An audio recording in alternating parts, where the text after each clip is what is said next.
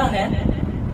लूका की पुस्तक 18 अध्याय उसका 1 से 8 तक। 1 में लिखा है, फिर उसने अर्थात यीशु मसीह उसने उनसे इसके विषय में कहा कि नित्य प्रार्थना करना चाहिए और हियाव छोड़ना नहीं चाहिए। आमीन। अभी क्रिश्चियन लोग में भी बहुत सारे ऐसे हैं, प्रार्थना करते हैं और 5 मिनट प्रार्थना कर ली तो सोचते हमने प्रार्थना कर ली, 10 मिनट कर ली तो हम सोचते हमने बड़ी प्रार्थना कर ली। काफी लोग हैं और पर जब वो बात करते हैं कि अभी भी वो कंडीशन हमारी ठीक नहीं हुई है, अभी भी कारोबार भी ठीक नहीं हुआ है, अभी भी प्रॉब्लम चल रही है ना, तो होता क्या है कि सिस्टम को समझते नहीं है कि यीशु मसीह रात भर प्रार्थना पूरी रात प्रार्थना करता था। यीशु मसीह हमारा आदर्श है, हमारा मॉडल है, हम उसको देख करके चलते हैं। और उसके बाद सेकंड नंबर पे खुदा का खादिम आता है, हम उसको देख करके चलते हैं। तो वहां हम देख रहे हैं कि यीशु मसीह प्रार्थना किया करता था। और प्रार्थना करने का सिस्टम क्या था? जब वो मीटिंग लेता था तो उससे पहले प्रार्थना करता था, और जब मीटिंग खत्म कर देता था तो चेलों को बोलता था तुम चलो और मैं आ रहा हूँ। और वो अकेला पहाड़ पर चला, जंगल में चला जाया करता था इस रीति से। अब यहाँ लिखा है कि उनको नित्य हियाव नहीं छोड़ना, नित्य उनको प्रार्थना करना चाहिए। कई बार ऐसा लगता है कि यार 1 महीना हो गया हम प्रार्थना कर रहे हैं, अभी भी बात नहीं बन रही है, 1 साल हो गया प्रार्थना कर रहे हैं, अभी भी बात नहीं बन रही है। तो बात कैसे बनेगी? आप कई बार दिल्ली की ट्रेन में बैठते हैं, अब दिल्ली की ट्रेन में बैठे और आपको पता कितने स्टेशन बीच में आते हैं, तो क्या पहले दूसरे स्टेशन पे आप उतर जाते हैं? लगातार बैठे रहते हैं, आप बोर हो रहे हैं, आपको गर्मी लग रही है, ठंड लग रही है, भीड़ बहुत ज्यादा हो रही है, या आपको कोई प्रॉब्लम भी क्यों ना हो, आप रास्ते में नहीं उतरते हैं तो फिर आप दिल्ली नहीं पहुंच पाते। तो आपका सिस्टम एक है कि हमने सहारनपुर से हमने ट्रेन की टिकट ली और हम बैठ गए, और हमको पता है कि ये ट्रेन 2, 2.5, 3 घंटे लेगी, हम बैठे रहते ना उसमें, हमको इसका पता होता है। तो ये सिचुएशन हमको पता है, ये सिस्टम हमें पता है, यहाँ का प्रोसेस क्या ये हमको पता है, और बाइबल की बातों को हम समझ नहीं पाते। इसलिए यीशु मसीह ने कितने लोगों को कहा कि उनको हियाव नहीं छोड़ना चाहिए और नित्य प्रार्थना करना चाहिए। ओके, कई बार आप देखिए सुरंग गुफाओं के अंदर से पहाड़ियों में ट्रेन जाती है, तो जब ट्रेन में आप बैठ गए और यदि आप उतरना चाहें, क्या उतर सकते हैं? नहीं उतर सकते, उस बीच नहीं उतर सकते। ठीक है जी। कई बार कई ऐसे बीच में, समुद्र के बीच में, नदियों के बीच में बहुत लंबे लंबे पुल हैं, आप वहां उतरना चाहे तो उतर सकते हैं? उसको आप जहां से बैठे और जब तक खत्म हुए तब तक आप उतर नहीं सकते। ओके, अगर आपको मंजिल तय करनी है तो वो ना आप चैन भी खींच सकते हैं, स्टेशन बीच बीच में आते आप उतर सकते हैं। लेकिन अगर दिल्ली जाना तो उसके लिए सिस्टम क्या है? नित्य कंटिन्यू बैठे रहना, मन लगे ना लगे, इच्छा हो ना हो, अगर जाना है तो तरीका यही है। और यीशु मसीह कहने लगे, बहुत लोगों को देखते थे कि लोग आते हैं, बोला हमारा प्रॉब्लम तो अभी भी जो का तो ही है, हमारी तो बीमारी अभी भी ऐसे कैसे ही है, प्लॉट में हमने बुनियाद तो भरवा दी पर आगे का काम नहीं हो पा रहा। तो इसीलिए परमेश्वर ने कहा था, और प्रार्थना एक ऐसा बल है, प्रार्थना ऐसी ताकत, ऐसी सामर्थ्य है, आप किधर भी बैठ के कर सकते हैं। और मेरे विश्वासी जानते, मैंने बताया हुआ कि जब मैं 2003-4 में जब मैं अंबाला जाया करता था, जिस ट्रेन में मैं जाता था, कई बार मैं उसमें अंदर बैठ के प्रार्थना करता, वॉशरूम में बैठ के प्रार्थना किया करता था। चूंकि उसमें दिक्कत वाली बात नहीं, क्योंकि मेरा रिश्ता मेरे खुदा से है। कुछ लोग बोलते हैं, कई बार, एक बार मैं वॉशरूम गया, किसी के घर पे गया था मैं, तो मैं वॉशरूम गया और मेरा बैग यहाँ लगा हुआ था, तो मैं बाहर निकला, अरे पास्टर जी आप बाइबल को लेकर के वॉशरूम के अंदर चले गए। तो मुझे अच्छा लगा, चलो अच्छी बात कर रहा है, मैंने कहा जी ठीक है। रात होती है, दारू छूटती नहीं है, चाहिए, ठीक है जी। और यीशु मसीह ने क्या कहा कि बुरे विचार कहाँ उत्पन्न होते हैं, कहाँ से शुरू होते हैं? मन से, और मन में असाध्य रोग लगा है। अब उसको तो ठीक नहीं कर रहे, भारी बातों को ज्यादा देखते हैं। ठीक है ना। मैं वॉशरूम में जाता, कई बार मैंने प्रार्थना नहीं की, घर से लेट हो गया, सुबह 6 बजे मुझे निकलना था, मैं लेट हो गया, मैं ट्रेन में बैठता था, जाकर के वॉशरूम का दरवाजा बंद करके वहां घुटने टेक करके, और ये जो मैं घुटने टेक करके मेरा स्टाइल परमेश्वर ने जो मुझे दिया, यही तरीका है।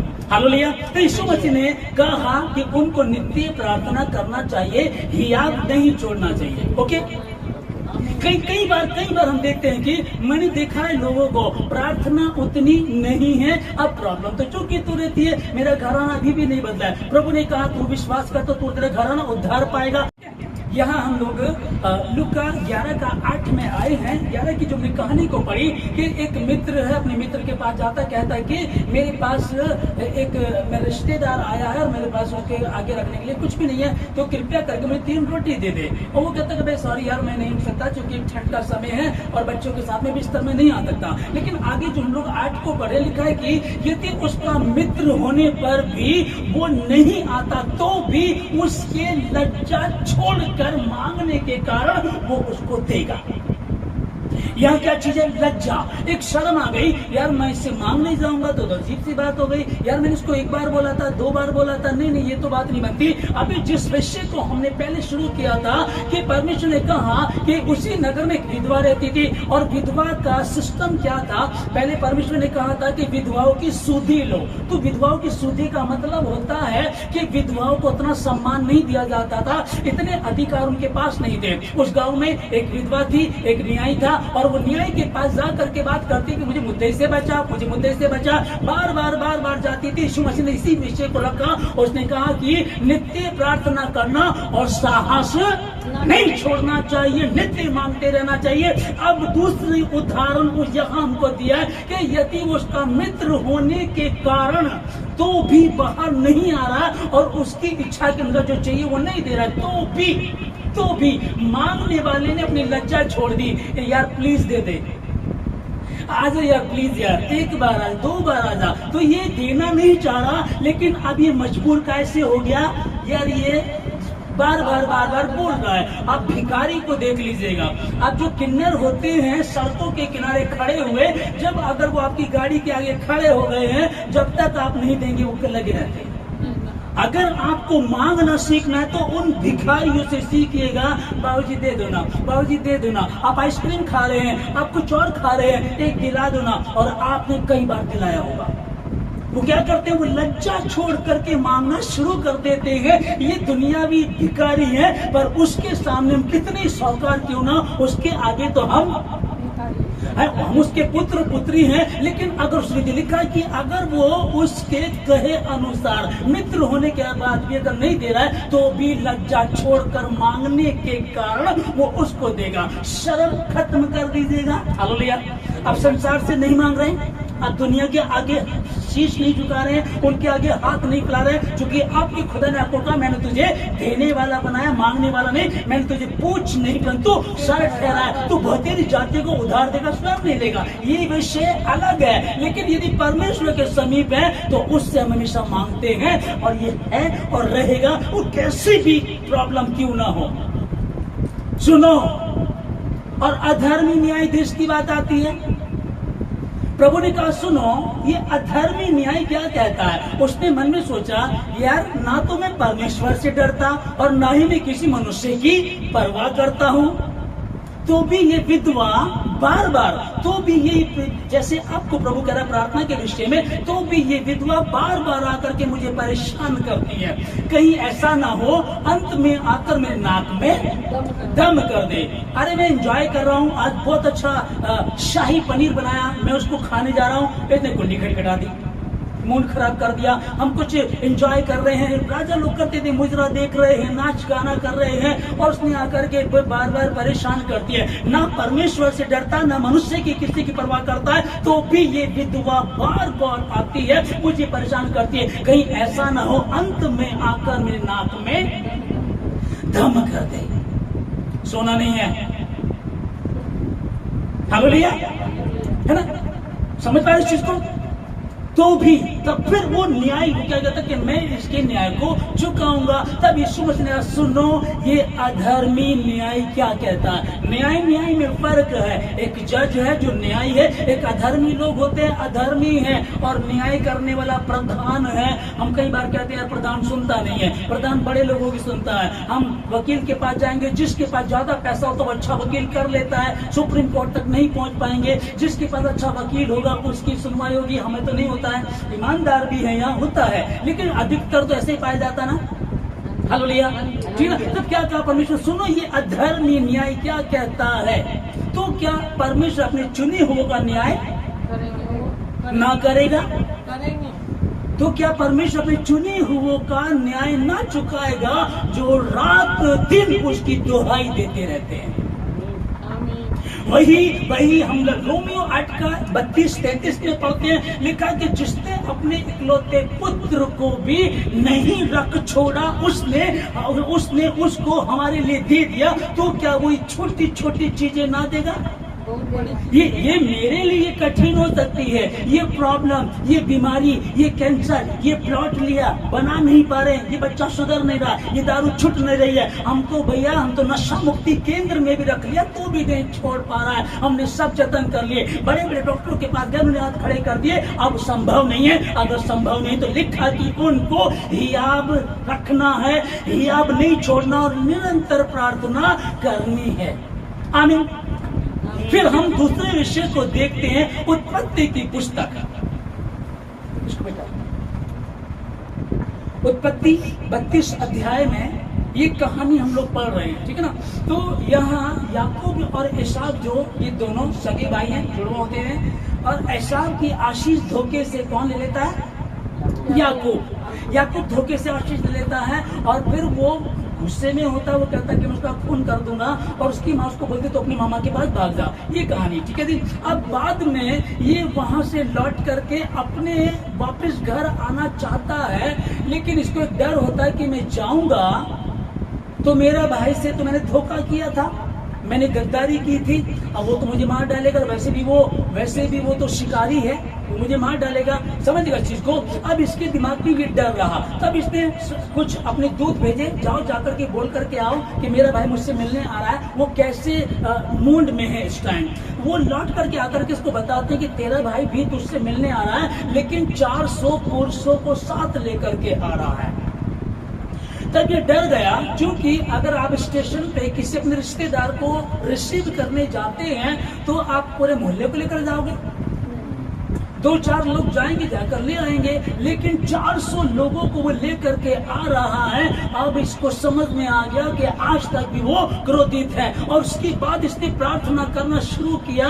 यह 32 का 9 में से प्रार्थना शुरू किया, हे परमेश्वर तूने तो मुझे कहा कि तू वापस लौट जा, मैं तुझे आशीष दूंगा। हे परमेश्वर, मेरे दादा अब्राहम के परमेश्वर, मेरे बाप इसहाक के परमेश्वर, तूने कहा मुझे किनको के समान बढ़ाऊंगा, मैं तुझे बरकत दूंगा, लेकिन मुझे लग रहा कि मेरा भाई आएगा और वो मुझे मार डालेगा, और उन मेरे लड़कों को मार डालेगा, उनकी माँ को भी मार डालेगा, अब मुझे तो खत्म कर देगा। लेकिन प्रभु तूने तो कहा है, ध्यान से समझिएगा, परमेश्वर ने कहा कि मैं तुझे बढ़ाऊंगा। परमेश्वर ने अब्राहम से कहा था तुझे आशीष दूंगा और तेरे वंश को भी मैं आशीष दूंगा, और याकूब को आशीष है। ये उसी बात को ये विनती कर रहा है, परमेश्वर तूने कहा कि मैं तेरे घराने को बचाऊंगा, मैं तुझे बढ़ाऊंगा, लेकिन मैं देख रहा हूं कि अब एसाव मेरा भाई आ रहा है और 400 पुरुषों को साथ लेकर आ रहा है। हालेलुया, ठीक है। अब इसने प्रार्थना करना शुरू किया, और इसके दिमाग में एक खूबसूरत बात आई, कहने लगा कि ठीक है, अब ये अपनी पत्नी को और जितनी भी इसके पास जो ये संपत्ति थी उसको लेकर के इसने नदी को पार करा दिया। कहा कि तुम लोग सब के सब चले जाओ, और याकूब वहीं ठहर गया, और उसने वहां रात भर प्रार्थना करना शुरू की। आमीन। इसने रात भर जब ये प्रार्थना करने लगा तो यहाँ लिखा है कि एक दूत आकर के, एक पुरुष आकर के, कई जगह हेडिंग सुनती कि परमेश्वर से मल युद्ध, परमेश्वर को तो कोई देख ही नहीं सकता, फिर युद्ध कैसे कर लेगा। और स्वर्गदूत के सामने, दानियल के सामने स्वर्गदूत आता है, और दानियल कहता है कि मैं औंधे मुंह गिर पड़ा, मेरे शरीर ने काम करना बंद कर दिया। यदि कोई स्वर्गदूत को देख लेते तो ये हालत हुआ करती थी। और यशायाह में लिखा कि हाय मैं अशुद्ध होठों वाला, मैंने तो स्वर्गदूत को देख लिया है, अब मेरा क्या होगा, मैं मर जाऊंगा। तब परमेश्वर उसको संभाल लेता है, स्वर्गदूत के सामने कोई ठहर नहीं सकता था। और यहाँ याकूब के विषय में लिखा है कि और उसने उसके साथ मलयुद्ध किया, ये लड़ता रहा। बाइबल में लिखा है इसके विषय में। और स्वर्गदूत जब सुबह हो गई तो उसने सोचा कि अगर ये मुझे देख लेगा, परमेश्वर अगर चाहता कि अगर मुझे देख लेगा तो नहीं बचेगा, तब वो कहता कि मुझे जाने दे। और ये उसके पैर को पकड़ लेता, कहता कि जब तक तू मुझे आशीष नहीं देगा तब तक मैं तुझे जाने नहीं दूंगा। उनको यीशु मसीह ने कहा कि उनको हियाब छोड़ना नहीं चाहिए और नित्य प्रार्थना करना चाहिए। और सुनो ये अधर्मी न्यायाधीश क्या कहता है, सुनो वो व्यक्ति इसके साथ था। एक मित्र अपने मित्र के घर जाकर के कहता है कि मेरे घर कोई रिश्तेदार आया, मेरे पास उसके आगे रखने के लिए कुछ नहीं है, 3 रोटी मुझे दे दे। उसने मना कर दिया। लिखा है कि वो उसका मित्र होने के नाते भी अगर वो उठकर नहीं आ रहा और उसको नहीं दे रहा तो भी उसके लज्जा छोड़कर, हालेलुया, तो भी उसके लज्जा छोड़कर मांगने पर वो उसे जरूर देगा। इसलिए नित्य प्रार्थना करना चाहिए। उसके समीप बैठो जब तक आपकी मंजिल ना आ जाए। आप सहारनपुर से दिल्ली के लिए बैठे हैं या लुधियाना से दिल्ली के लिए बैठे हैं, जब आप उसमें बैठ गए हैं और जब तक आपका स्टेशन नहीं आता, बोर हो रहे हैं, सुकड़ के, कभी टेढ़े होके, कभी एड़े होकर, कभी खड़े होकर के कुछ ना कुछ भी आप कर रहे हैं, लेकिन आप बैठे हुए हैं। हालेलुया। 10 घंटे का सफर आपने तय किया होगा, आपने देखा हो कुछ भी आप कर रहे हैं, आप चलते चले जाते हैं। लेकिन यहाँ आजकल का सफर की एक बात आ गई है कि बीच में लोग मोबाइल चला रहे हैं, फालतू की बातें कर टाइम पास करते हैं। लेकिन आपका एक ही एम होना चाहिए, मुझे सिर्फ उस पर ध्यान देना है। कई बार प्रार्थना करेंगे, इधर की बातें आपके दिमाग में आएंगी, कई बार इधर की बातें आएंगी, आप बैठे रहिएगा, प्रार्थना करते रहिएगा। कुछ लोगों ने कई बार कहा कि मैं प्रार्थना करता हूँ ना, बहुत देर हो जाती है, असल से बात नहीं हो पा रही परमेश्वर से। तो पाकिस्तान के एक बहुत अच्छे खुदा के खादिम पास्टर अर्नेस्ट मल जी, वो एक बार वो प्रार्थना कर रहे थे, वो रात भर प्रार्थना किया करते थे, 3 बजे तक प्रार्थना करते थे, या 3 बजे से सुबह 6 बजे प्रार्थना करते थे। उनकी बात हुई, परमेश्वर के सामने बैठे, वो कहने लगे परमेश्वर क्या बात है, मैं आपके समीप बैठा और मुझसे बातें नहीं कर रहे। तब परमेश्वर का रिप्लाई आता है, वो कहते हैं कि मैं बात करूं या ना करूं, मेरी उपस्थिति में बैठा रहना ही क्या तेरे लिए काफी नहीं है? हालेलुया।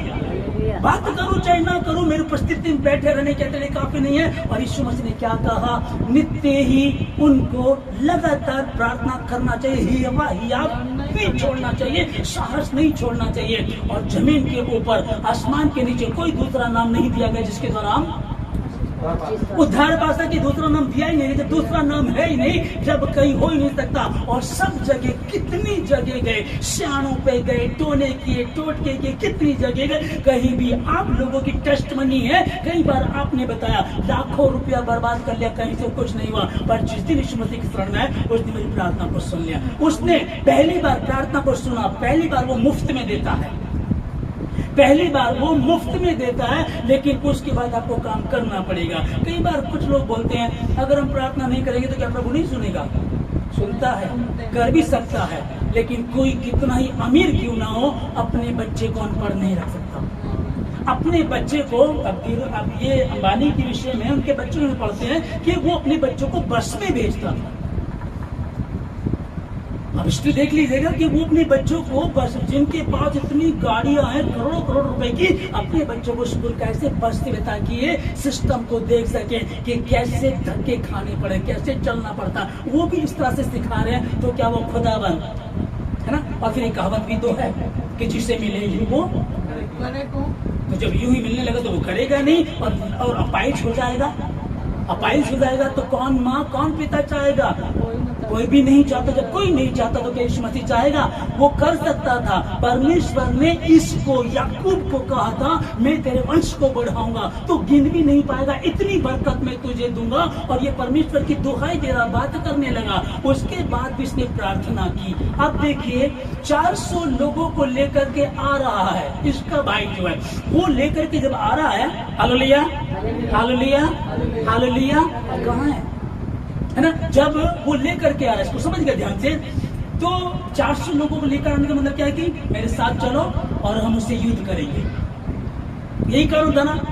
दूसरा मतलब ही नहीं, यही कारण था कि वो युद्ध करने के लिए आ रहा था। लेकिन जब उसने पूरी रात प्रार्थना की, जब वो उसने कहा स्वर्गदूत को जब तक तू मुझे आशीर्वाद नहीं देगा तब तक मैं तुझे नहीं छोड़ूंगा, और जब उसने आशीर्वाद ले लिया और जब उसका भाई आया, वो फिर भी डरा हुआ था, लेकिन उसने क्या किया?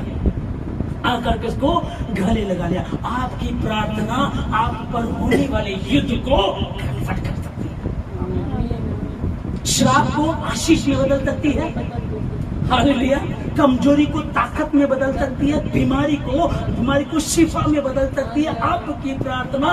और प्रार्थना ही बाइबल का पहले विश्वास फिर प्रार्थना। आप विश्वास करते हैं यीशु मसीह पे, फिर उसके पास बैठ जाइएगा, घुटनों पर बैठ जाइएगा, चौकड़ी मार के बैठ जाइएगा, घूमते रहिएगा, लेट जाइएगा, ईश्वर के लिए प्रार्थना करते रहिएगा और कहें प्रभु जब तक तू मुझे आशीष नहीं देगा तब तक मैं तुझे नहीं छोड़ूंगा।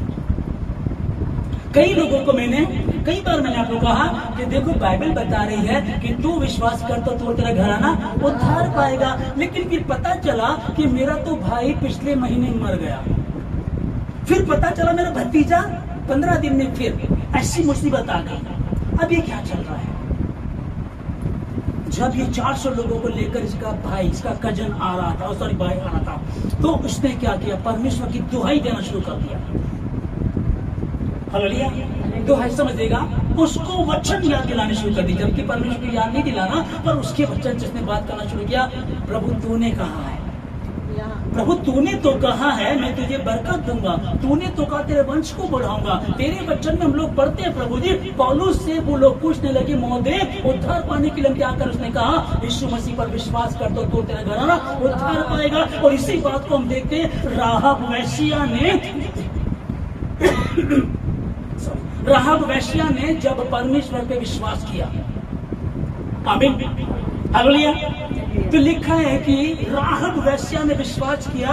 उसको जब यहूदियों को नाश करने के लिए आए थे ये लोग, इन्होंने क्या कहा? सबसे पहले उस औरत को जिसने हेल्प की थी, जिसने परमेश्वर विश्वास किया था, उसको बाहर निकाल करके निकाला। राहब वैश्या को बाहर लाया गया, उसके परिवार को, रिश्तेदारों को, जो भी है कुटुंब में जो भी है, जितने भी लोग थे, जितने उसके साथ थे, उन सबों को बाहर लाया गया और बाकी यहूदियों को नाश कर दिया गया। जो विश्वास करेगा, अब यही परमेश्वर तूने तो कहा है। कई लोग ऐसे बैठे हैं यहाँ जो प्रार्थना कर रहे हैं, फिर भी रिप्लाई नहीं आ रहा, फिर भी दिक्कत चल रही है, फिर भी परेशानी चल रही है। अरे मैं तो 20 साल से प्रभु में हूँ, तो भी दुखी है। मैं तो इतने साल से हूँ, क्योंकि बच्चन को समझ नहीं पा रहे हैं। जब परमेश्वर इसको कह देता कि मैं तुझे आशीष दूंगा, तो इसको डरना नहीं चाहिए था। और अगर ये डरा है और फिर डरने के बाद इसने परमेश्वर को कहना शुरू कर दिया, प्रभु तूने कहा था प्रभु तू मुझे आशीष देगा, मेरे बच्चों के द्वारा लोग आशीष को पाएंगे, लेकिन मेरा भाई आ रहा मुझको मार डालेगा। तब उसने क्या कहा? इसके दिमाग में एक बात आई, मेरा पिता सांझ के ठंडे समय में ध्यान करने जाता था। इसका पिता, हालेलुया, इसका पिता इसहाक सांझ के ठंडे समय में प्रार्थना करने के लिए जाया करता था। इसको वो स्मरण आया होगा, अब्राहम का याद आया होगा कि मेरे परमेश्वर ने, अब्राहम इसहाक के परमेश्वर ने उनसे वायदा किया था मैं तुझे आशीष दूंगा। और वो विश्वास में बना रहा। मेरा बाप इसहाक 100 साल की उम्र में पैदा हुआ, जब हो नहीं सकता था तब हुआ। वो परमेश्वर विश्वास योग्य है, पर वो कहता कि पत्थर को हटाओ। पिछली बार हम लोग पढ़ रहे थे ना कि पत्थर को हटाओ। एलिशा ने कहा कि तेरे पास क्या है? उसने कहा कि एक हांडी में थोड़ा सा तेल को छोड़कर कुछ भी नहीं है। उसने कहा ठीक है, फिर बर्तन मांग करके लाओ, बर्तन मांग करके लाओ, वो लाजर को जिंदा करूंगा, पत्थर को हटाओ, मैं तुम्हें बदल दूंगा। तेरे भाई के विचार जो मन में है, वो जो तुझे खत्म करने आया, मारने आया, दुश्मनी उसके अंदर बढ़ रही है, बदले की भावना उसके अंदर है, वो जो युद्ध करने आया उसको बदल दूंगा। और इसकी समझ में आया, इसने क्या करना शुरू किया, ये सारी रात में पूरे पर तुम लोग जाओ और मैं अकेला प्रार्थना करूंगा। आप जितने भी बैठे हैं आज से इस बात को देख लीजिएगा, सबको बोलो ठीक है तुम जाओ, सोना है तो सो जाओ, मैं तो अकेला अपने बाप से बात करूंगा, मैं तो अकेली अपने प्रभु से, अपने यीशु से बात करूंगी और कोई मेरी प्रार्थना को सुनेगा। मैं कहूंगी खुदा मेरे जीवन को बदल दे, और उसको वचन याद रहेगा, उसको याद रहता है, पर वो ये जानना चाहता है कि तुझे याद है। क्योंकि जैसे आंटी ने बताया ना कि सब प्रभु एक है, परमेश्वर एक है, सब दास एक है, ऐसा नहीं है। परमेश्वर भी एक है, दास भी है, लेकिन परमेश्वर किसी किसी के द्वारा किसी रीति काम करता है। वरदान अलग अलग है, एक को कुछ, एक को कुछ, एक को कुछ, उस तरीके से। आमीन। फिर वो जानना चाहता है क्या तू विश्वास करती है? हाँ, तो परमेश्वर की महिमा को देखेंगे। हालेलुया। पढ़ेंगे रोमियो 16:20। इसलिए चौकस रहो। आमीन। तो परमेश्वर क्या कह रहा है कि इसलिए चौकस रहो कि किस रीति से सुनते हो, क्योंकि सुनने में भी तो फर्क है, क्योंकि आप कई बार वचन को समझ नहीं पा रहे हैं, है ना। इसलिए चौकस रहो किस रीति से सुनते हो, क्योंकि जिसके पास है उसे और दिया जाएगा, जिसके पास नहीं है और थोड़ा है, जिसको उसने लिया था और नहीं बढ़ा पाया उसे वो भी ले लिया जाएगा। साहूकार ने कहा कि एक को 1 तोड़ा दिया, एक को 3 तोड़ दिए, एक को 5 दिए, 5 वाले ने 10 कर दिए, 3 वाले ने 6 कर दिए। और प्रभु ने कहा शाबाश विश्वासीय योग्य दास, जिसको 5 दिए थे उसने 5 और करिए। सपोज कीजिएगा 5 किलो सोना दिया है या 5 लाख रुपए दिए, उसने 10 लाख कर दिया। मतलब वेरी गुड, शाबाश, जा तू रख ले, कुछ नहीं चाहिए, जा तू इस योग्य है कि तुझको बढ़ा पाएगा और भी। ओके। फिर जिसको 3 दिए 6 कर दिए, और जिसको 1 दिया गया था उसने कहा प्रभु मैं जानता हूँ तू कठोर है, जहाँ नहीं वो तो वहां से भी काट लेता है, इसलिए मैं डर गया था, मैं इसको दफना दिया था, अलमारी में रख दिया था, कपड़े में लपेट के रख दिया था। प्रभु ने कहा, उसने साहूकार ने बोला क्या तू साहूकार को दे सकता था, बैंक में जमा कर सकता था, ब्याज पे दे सकता था?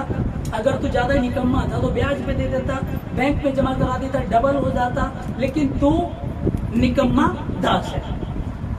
इसलिए उसने कहा कि इससे जो उसके पास है उससे ले लो, और जिसके पास 10 है उसे दे दो।